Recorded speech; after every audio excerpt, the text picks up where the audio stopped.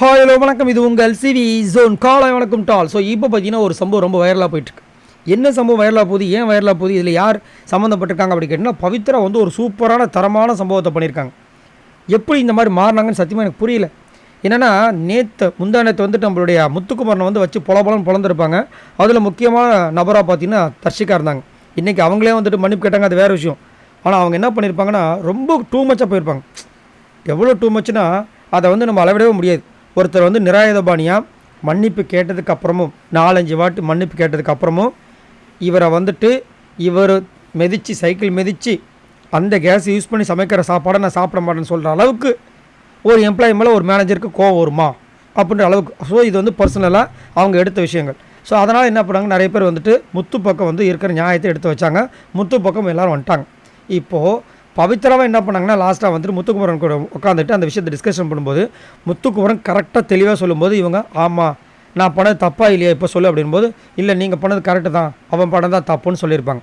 அப்போ நம்மளுக்கு என்ன தோணுச்சு, பரவாயில்ல ஃப்ரெண்டு தர்ஷிகாவாக இருந்தாலும் நியாயத்து பக்கம் நிற்கிறாங்களே சூப்பர் பவித்ரா நினச்சா அப்படிலாம் நினச்சிடாதீங்க. நான் அந்த மாதிரிலாம் கிடையாது, எனக்கு என் ஃப்ரெண்டு தான் முக்கியம், நியாயம்லாம் தெரியாதுன்ற மாதிரி இப்போ வந்து என்ன பண்ணுறாங்க, ஜெஃப்ரி கிட்ட ஒரு புறணி பேசுகிறாங்க. ஏமா பவித்ரா எப்படி ஆகிட்டிங்கன்ற மாதிரி இருந்துச்சு. என்னென்னா அவருக்கு ஒருத்தங்களை வந்துட்டு இவருக்கு பண்ணிட்டா மட்டும் அவ்வளோ பொத்துக்கிட்டு ஒரு இதில் கோவம், இவர் எத்தனை பேருக்கு பண்ணியிருப்பார், இப்போ அது மட்டும் கரெக்டாக அப்படின்றாங்க. கிடைக்கிற இடத்துல எல்லோரும் எப்படி வச்சு அடிச்சிருப்பீங்க, அப்புறம் ஏன் இவங்களுக்கு மட்டும் இந்த மாதிரி இருக்குது இந்த மாதிரி பண்ணுறாங்க, இவர் பாவம்னு சொல்லி பண்ணுறாங்களே, இவங்களுக்குலாம் புரியலையான்னு கேட்குறாங்க ஜெஃப்ரி கிட்ட. ஏமா இவ்வளோ வெக்கனையாக வந்து இந்த ஜெஃப்ரி கிட்ட சொல்கிறத நீங்கள் நேற்று முத்துக்குமரன் கிட்ட சொல்லியிருந்தால் அவரும் புரிஞ்சிருப்பார்ல. நீங்கள் தான் வந்து ரொம்ப நல்லவங்க வல்லவங்க நாளும் தெரிஞ்சவங்க ரொம்ப அன்பானவங்க ஏஞ்சல் மாதிரி, நான் வந்து வாயை திறந்து பொய் சொல்ல மாட்டேன், அன்றைக்கி விஜய் சேதுபதிக்கிட்டலாம் வந்துட்டு எனக்கு பொய் சொல்ல வேண்டிய அவசியம் இல்லை அப்படி இப்படின்னு சொன்னீங்கல்ல. அதே தைரியமாக முத்துக்குமரன் கிட்ட, முத்துக்குமரன் நீங்கள் என்ன தான் சொன்னாலும் சரி, நீங்கள் மொத்தத்தில் எத்தனை பேர் அடிச்சிங்க, அப்போ இப்போ அடித்தா வாங்கிக்கோங்க, இது மாதிரி சொல்லிட்டு போங்க. அப்போ தானே உங்களோட விஷயங்கள் இருக்குது. இங்கே வந்து புறணி சொல்கிறதுல என்ன இருக்குது.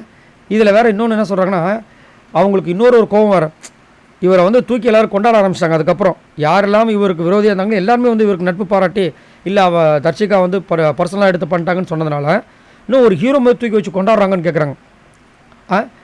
அதுக்கப்புறம் இன்னொன்று சொல்கிறாங்க, 2 பேர் பக்கமும் தப்பு தானே இல்லைன்னு சொல்ல, ஆனால் அதுக்குன்னு உடனே எல்லாருமே தலையில் தூக்கி வச்சுருவாங்கன்னு சொல்லிட்டு முத்துக்குமரன் கலாச்சாங்க. புறணி பேசுகிறாங்க, கலாய்க்கிறதுலாம் இல்லை, இது புறணி. அதுக்கப்புறம் ஜாக்லினை பற்றி புற சொல்கிறாங்க. என்னன்னா அதுவும் ஜெஃப்ரி கிட்ட. ஜெஃப்ரி வந்து ஜாக்லினை வந்துட்டு அக்காவாக பார்க்குறாருல, கொக்கா மக்கா அங்கே என்ன பண்ணியிருக்கணும், இல்லைன்னு சொல்லியிருக்கணும்ல. இவர் பாருங்கள், இவர் அதுக்கு மேலே ஒருத்தர்.